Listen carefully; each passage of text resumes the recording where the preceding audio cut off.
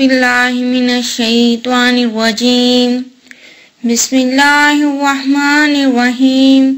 शुरू अल्लाह के नाम से जो बड़ा मेहरबान नहायत रहम वाला है। मुअज़्ज़ज़ सामीन, तमाम देखने और सुनने वालों को अस्सलाम वालेकुम रहमतुल्लाहि व बरकातुहू कहती हूँ। जो मेरी वीडियो पहली बार देख रहे हैं, इनसे मेरी गुजारिश है कि हमारे चैनल को सब्सक्राइब करें, लाइक करें और शेयर करें और साथ में बेल आइकन के बटन पर क्लिक करें ताकि दुआ वजीफा चैनल पर हर आने वाली वीडियो का नोटिफिकेशन आपको मिल सके। मेरे प्यारे दोस्तों, रोज़ा एक ऐसा है कि जिसमें आपने सिर्फ अल्लाह ताला की इबादत करनी है।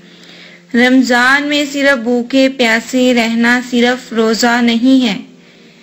इसमें सिर्फ इंसान अल्लाह से अजर चाहे, और जब इंसान अल्लाह से अजर चाहेगा तो ये भी नहीं कहेगा कि आज रोज़ा बहुत लग रहा है, आज तो बहुत प्यास लग रही है, आज तो बहुत लंबा हो गया है, आज तो मैं बहुत थक गई हूँ। इस तरह की बातें करके आपने दूसरों को बोर नहीं करना, अपना अजर नहीं गिनवाना। कोई पूछे भी तो कह देना अल्हम्दुलिल्लाह, तो कह देना अल्हम्दुलिल्लाह। अल्लाह का शुक्र है, अल्लाह का शुक्र है। अगर रखने की तौफीक हो गई है तो इस पर अल्हम्दुलिल्लाह।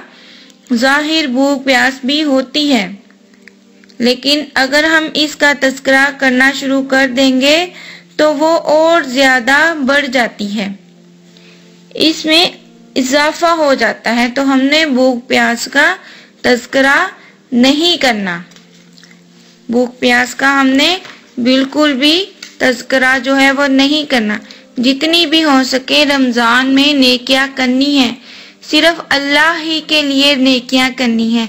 इनका तज़किरा हमने नहीं करना, लोगों के सामने बड़ा बनकर नहीं दिखाना, बल्कि खामोशी के साथ अपनी इबादत को करना है। फिर अल्लाह के रसूल के सुन्नतों को अपनाना है।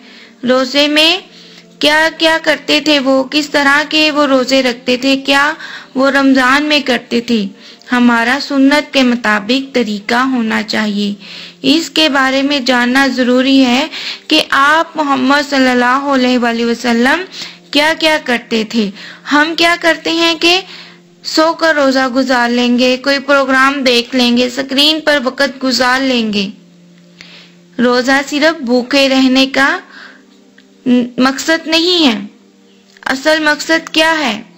असल मकसद तो ये है कि इंसान भूख प्यास को बर्दाश्त करते हुए अच्छे अच्छे कामों को और ज्यादा आगे बढ़कर करे। इसी को रोजा कहते हैं। हत्ता के दिल में खटक देने वाली बातों को भी हमने छोड़ देना है। मसलन अगर स्क्रीन पर कोई चीज देख लें जिनको देखना हराम करार दिया गया है, तो इनको आंखों का जिना कहते हैं, तो हमने इन चीजों से बचना है। मसलन अगर YouTube पर हम कोई अच्छा काम देख रहे हैं, अचानक से कोई ऐसी चीज आ जाती है जिसको हम देखते रहते हैं, तो ये ख्यालात शैतान की तरफ से हमारी तरफ आता है। तो अल्लाह ताला ने हमें ज़मीर दिया है, तो हमने अपने ज़मीर पर काबू रखना है जो हमें रोकता है। जब हम इसे रुक जाते हैं तो इसका मतलब है कि हम तकवा अख्तियार कर लेते हैं। तो हमने रमज़ान में बल्कि हर दिन में तकवा अख्तियार करना है। रमज़ान जो है वो स्क्रीन पर बैठने का नाम नहीं है, बल्कि अल्लाह की इबादत का नाम है, अल्लाह की इबादत का नाम है। आप अच्छे काम करने के लिए कुरान पढ़ें, जिक्र करें, ज्यादा से ज्यादा अल्लाह ताला से दुआएं कीजिए। रमजान के दिन रात के दिन है, इबादत के दिन है, टाइम पास करने के दिन नहीं है, रोजा गुजारने के दिन नहीं है। फिर इसी तरह रोजे में बहुत ज्यादा बातें करने से बचना है। मसलन फोन कॉल्स, इधर उधर जाना, दोस्तों से गप्पे लगाना, इनसे बचना है आपने। बास लोग क्या करते हैं, रातों को जागते हैं, दिन में सोते हैं, ये गलत है। ऐसे नहीं करना आपने। آپ نے کیا کرنا ہے؟ اللہ تعالیٰ کی صرف اور صرف اللہ تعالیٰ کی عبادت کرنی ہے، زیادہ سے زیادہ قرآن پاک پڑھنا ہے۔ حضور صلی اللہ علیہ وآلہ وسلم نے فرمایا کہ روزہ صرف کھانا پینا چھوڑنے کا نام نہیں ہے، بلکہ روزہ تو ہر بےہودہ کاموں کو چھوڑنے کا نام ہے۔ اگر ہم ہر بےہودہ کام کو چھوڑ کر روزہ رکھیں گے تو اللہ تعالیٰ ہمارے روزے قبول فرمائے گا۔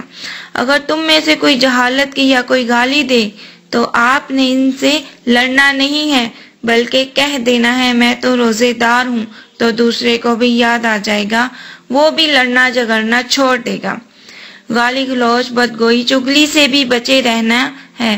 نبی کریم صلی اللہ علیہ وآلہ وسلم نے فرمایا جس نے بری باتیں اور جھوٹ کو نہ چھوڑا اور روزے رکھ کر جھوٹ کو نہ چھوڑا تو اللہ تعالیٰ کو اس کے بھوکے پیاسے رکھنے کا کوئی ضرورت نہیں ہے، یعنی اللہ تعالیٰ یہ نہیں چاہتا کہ کوئی انسان بھوکا رہے، بلکہ وہ یہ کہتا ہے کہ اپنی روزے میں اپنی زبان کی حفاظت کرو، اور اللہ تعالیٰ یہ دیکھتا ہے کہ کس نے اپنے دل کو صاف کیا ہے، اپنے اخلاق کی حفاظت کی ہے۔ رمضان کی آمد کا ایک ہی تو مقصد ہے، وہ مقصد کیا ہے؟ ہمارے اندر تقویٰ آئے، ہمارے اندر پرہیزگاری آئے، ہم برے کاموں کو چھوڑیں، ہم پہلے سے زیادہ اور بہتر انسان بن جائیں، ہمیں غافل کرنے والے کاموں سے بچنا ہے، اور انشاءاللہ تعالی ہم نے اللہ تعالیٰ سے دعائیں کرنی ہے کہ اللہ تعالیٰ ہمیں ان کاموں سے بچائیں۔ ہمارے سارے جو لوگ ہیں جو پکوڑے بیچنے والے ہیں، کیا انہیں شوق چڑھا ہوتا ہے کہ رمضان آئیں، ہمارے زیادہ سے زیادہ جو ہیں وہ پکوڑے بکیں۔ سموسے بیچنے والوں کو یہ انتظار ہوتا ہے، جوتے بیچنے والوں کو یہ انتظار ہوتا ہے کہ رمضان آئے، ہمارا کام زیادہ سے زیادہ ہو۔ کسی کو یہ شوق ہی نہیں ہے کہ بخشش ہوگی، اللہ راضی ہوگا، جنت ملے گی، اللہ کی محبت میں بھوک لگے گی، اللہ کے عشق میں پیاس لگے گی۔ وہ بھوک اور پیاس کی جو تڑپ ہے، پھر ہم ہاتھ اٹھا کر اللہ سے دعا مانگیں گے، پھر ہمیں کہیں گے یا اللہ، پھر ہم کیا کہیں گے؟ یا اللہ، تو عرش کے دروازوں تک میری پکار جائے گی، ساتوں آسمان میری پکار سے گونج اٹھے گا۔ مجھے یقین ہے میرا اللہ کہتا ہے، میرے نبی فرماتے ہیں کہ اللہ رمضان میں سارے آسمان کے فرشتوں سے فرماتے ہیں کہ روزے رکھنے والوں کی دعاؤں پر آمین کہو، آمین کہو، آمین کہو۔ عرش کے سارے فرشتوں سے کہتا ہے کہ میری تسبیح چھوڑ دو اور صرف آمین کہو کہ میرے بندے جو روزے رکھتے ہیں وہ مجھ سے دعائیں مانگتے ہیں، تم سارے کام چھوڑ دو، میری تسبیح کرنا چھوڑ دو، بس میرے بندوں کی دعاؤں پر آمین کہو۔ عرش فرش پر گونج اٹھتی ہے، میری دعائیں، میری صدائیں، آہا۔ افطار کے وقت دعائیں قبول کیوں ہوتی ہے؟ کھانا سامنے ہے، پانی سامنے پڑا ہوا ہے، اور کان سائرن پر لگے ہوئے ہیں کہ آواز پر انتظار کرتے ہیں کہ اذان ہوگی، ہم افطاری کریں گے۔ تو اللہ تعالیٰ اپنے فرشتوں سے کہتا ہے اے فرشتوں، دیکھو سامنے کھانا پڑا ہوا ہے، پانی پڑا ہوا ہے، اور میرے بندے جو ہیں وہ نہیں کھا رہے۔ تو وہ فرشتوں سے کہتا ہے کہ ایسا کیوں ہے، وہ کیوں نہیں کھا رہے؟ تو اللہ تعالیٰ سے فرشتے کہتے ہیں یا اللہ، تیری محبت میں تیرا بندہ نہیں کھا پی رہا۔ تو اللہ تعالیٰ فرشتوں سے کہتا ہے تم گواہ رہو، میں ان کے سارے گناہ معاف کرتا ہوں۔ کھانے سے پہلے مانگ لو جو مانگنا ہے، تو اللہ تعالیٰ اس وقت ضرور دعائیں قبول کرتا ہے۔ پکوڑے کھانے کا ٹائم نہیں ہوتا، سموسے کھانے کا ٹائم نہیں ہوتا، بلکہ اللہ تعالیٰ سے دعائیں مانگنے کا وقت ہوتا ہے۔ ہاں، جب افطاری ہو جائے تو عین افطاری کے وقت اتنا مت کھاؤ، اتنا مت پیو کہ تم اپنا روزہ ضائع کر دو، بلکہ صبر کے ساتھ، شکر کے ساتھ تھوڑا تھوڑا کھاؤ، نماز پڑھ کر کھا لو جتنا کھانا ہے، لیکن اس وقت ہلکا پھلکا رکھو تاکہ روزے کا مقصد حاصل ہو. جسم کو پاک رکھو غلاظتوں سے، گندگیوں سے، اپنے دل کو بھی صاف رکھو. رمضان میں سب کی بخشش ہو جاتی ہے، 4 آدمی کی بخشش نہیں ہوتی. رمضان میں 4 لوگوں کی بخشش جو ہے وہ نہیں ہوتی. وہ 4 آدمی کون کون سے ہیں؟ 4 قسم کے مرد اور عورت وہ کون سے ہیں جو ان کی بخشش نہیں ہوں گی؟ اللہ تعالی ہماری ان سے بخشش فرمائیں. اگر ہم ان میں سے ہیں تو ابھی توبہ کر لیجئے، ابھی توبہ کر لیجئے. نمبر 1، اللہ تعالی فرماتے ہیں ماں باپ کی نافرمانی کرنے والا، ماں باپ کی نافرمانی کرنے والا. ماں باپ کا نافرمان جو ہے وہ ہمارے پیارے نبی نے صلی اللہ علیہ وآلہ وسلم نے فرمایا اللہ تعالیٰ ہر گناہ کی سزا موت کے بعد دے گا، لیکن ماں باپ کے نافرمان کو یہیں سے شروع کر دے گا اور آگے تک لے کر جائے گا. یعنی ان کی سزا جو ہے وہ دنیا میں شروع ہو جائے گی اور آخرت تک ان کی سزا جو ہے وہ جاری رہے گی. صرف ایک گناہ ایسا ہے جس کی سزا جو ہے وہ یہیں سے شروع ہو جاتی ہے. وہ گناہ کون سا ہے؟ ماں باپ کا نافرمان. کفر اور شرک کے گناہ کی سزا بھی موت کے بعد ہے، لیکن ماں باپ کی نافرمانی کرنے والے کی سزا جو ہے وہ یہیں سے شروع ہو جاتی ہے. تو ہم نے ماں باپ کی نافرمانی جو ہے وہ نہیں کرنی، ماں باپ کی نافرمانی بالکل بھی نہیں کرنی، اور جو ہمیں آخر تک ان کی سزا لے کر جاتی ہے. میرے پیارے نبی صلی اللہ علیہ وآلہ وسلم نے فرمایا کہ ایک دفعہ ان سے سوال کیا گیا، اے اللہ کے نبی قیامت کب آئے گی؟ اے اللہ کے نبی قیامت کب آئے گی؟ تو آپ صلی اللہ علیہ وآلہ وسلم نے فرمایا اللہ کو پتہ ہے. اور پھر جب ان سے دوبارہ پوچھا گیا کہ اے نبی قیامت کب آئے گی؟ تو آپ نبی صلی اللہ علیہ وآلہ وسلم نے فرمایا جب ماؤں کو ذلیل کیا جائے گا تو سمجھ لینا قیامت آ گئی. جب ماؤں کو ذلیل کیا گیا تو سمجھ لینا قیامت آ گئی. تیسرا شخص کون سا ہے؟ رشتہ داروں سے لڑنے والا، کبھی بہن سے لڑا، کبھی بھائی سے لڑا، کبھی خالہ سے، کبھی پھپھو سے، کبھی قریبی رشتہ داروں سے لڑنے والا اور ان سے تعلق توڑنے والا، اس کی رمضان میں بخشش نہیں ہوگی. اور چوتھا کون سا ہے؟ کینہ رکھنے والا، کینہ شہن کرنے والا. یہ جو ہے کہ وہ کہتا ہے کہ فلانے آدمی سے میں بہت نفرت کرتا ہوں، اور ساتھ میں وہ یہ بھی کہہ دے کہ میں اس کی ٹانگیں توڑ دوں گا نفرت میں، اس کو کینہ کہتے ہیں. تو آپ نے ان 4 برائیوں سے بچنا ہے. رمضان سے پہلے ان سے توبہ کر لینی ہے تاکہ اللہ تعالیٰ رمضان میں ہمیں ان گناہوں سے بچا کر رکھے. رمضان کا مہینہ ہے اللہ نے ہمیں دیا ہے جس میں اللہ تعالیٰ جہنم کے سارے دروازے جو ہیں وہ بند کر دیتا ہے، جنت کے دروازے کھل جاتے ہیں. فرض جو ہے وہ 70 فرضوں کے برابر ہو جائے گا، نفل فرضوں کے برابر ہو جائے گا. تراویح کے ہر سجدے میں 1500 تک نیکی لکھی جائے گی. ہر سجدے میں کتنی نیکی لکھی جائے گی؟ 1500 نیکی لکھی جائے گی. تراویح پڑھ لو میرے بہن بھائیوں، تراویح پڑھو. سال کے بعد موقع آیا ہے تو آپ نے اس کو ضائع نہیں کرنا. اللہ سے مانگ لو. جب آخری رات ہوتی ہے تو فرشتوں سے اللہ تعالیٰ فرماتے ہیں میں نے اپنے بندے کے دن کے روزے اور رات کی تراویح کی وجہ سے اس کے سارے گناہ پچھلے جو ہیں وہ معاف کر دیے ہیں. سبحان اللہ. اور اللہ تعالیٰ رمضان میں فرماتا ہے کہ ہے کوئی بخشش مانگنے والا، توبہ کرنے والا، رزق مانگنے والا، کوئی سوال کرنے والا، کوئی دنیا اور آخرت کی حاجت کہنے والا، کوئی مانگنے والا ہے. ہر وقت اللہ کی طرف سے یہ آواز آتی ہے، یہ اعلان ہوتا ہے. تو ہمیں ہر وقت رمضان میں اپنی بخشش کی، جنت کی طلب کرنی چاہیے، اپنے گناہوں کی بخشش مانگنی چاہیے، اللہ تعالیٰ سے زیادہ مانگنا چاہیے. اکثر پوچھتے ہیں کہ رمضان کا ہمیں کوئی وظیفہ بتائیں. ہمارے پیارے نبی صلی اللہ علیہ وآلہ وسلم نے فرمایا جتنی ہو سکے رمضان میں قرآن کی تلاوت پڑھا کرو. رمضان کا سب سے بڑا وظیفہ کیا ہے؟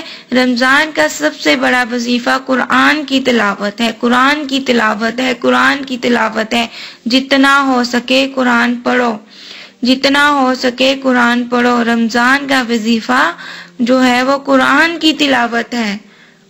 رمضان کی خدمت میں سحریاں کرواؤ، افطاری کرواؤ، غریبوں کی مدد کرو، زکوٰۃ دو، اپنے مزدوروں سے کام تھوڑا لو، گھر کے نوکروں سے کام تھوڑا لو۔ اور رمضان کی سب سے بڑی بات، آپس میں بغض سے دل صاف کرو۔ اگر آپ کسی سے لڑے ہوئے ہو اس سے معافی مانگ لو، اگر کوئی آپ سے معافی مانگ رہا ہے تو اس سے معاف کر لو۔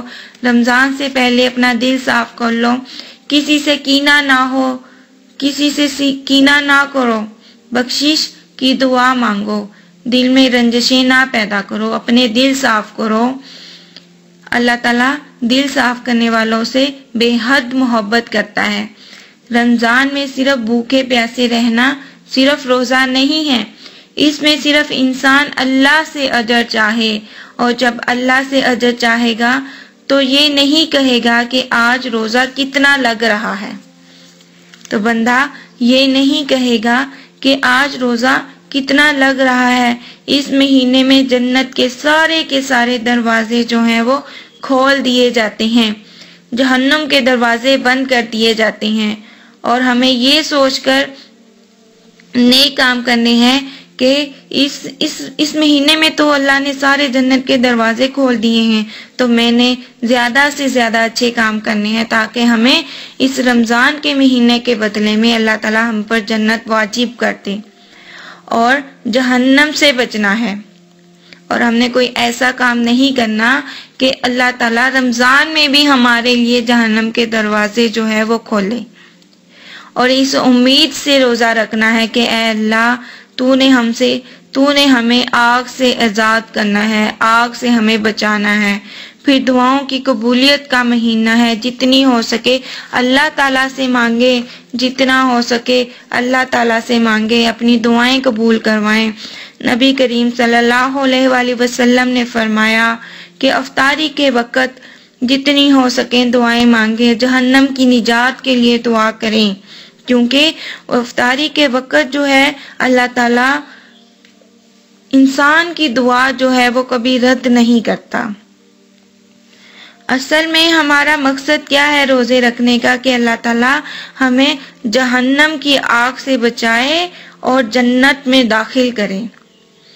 اللہ تعالیٰ ہم سب کو ایسے روزے رکھنے کی توفیق دے جس طرح کے ہمارے پیارے نبی صلی اللہ علیہ وآلہ وسلم کی سنت کے مطابق ہو، جس طرح انہوں نے فرمایا ہے، اور ہمیں اس رمضان کے مہینے میں گناہوں سے پاک رہنے کی توفیق دے، اور ہمیں ایسے کاموں سے بچنے کی توفیق دے جس کا اللہ تعالیٰ نے ہمارے پیارے نبی نے ہمیں منع فرمایا ہے، اور ہمیں زیادہ سے زیادہ قرآن پاک پڑھنے کی توفیق دے، عبادت کرنے کی توفیق دے۔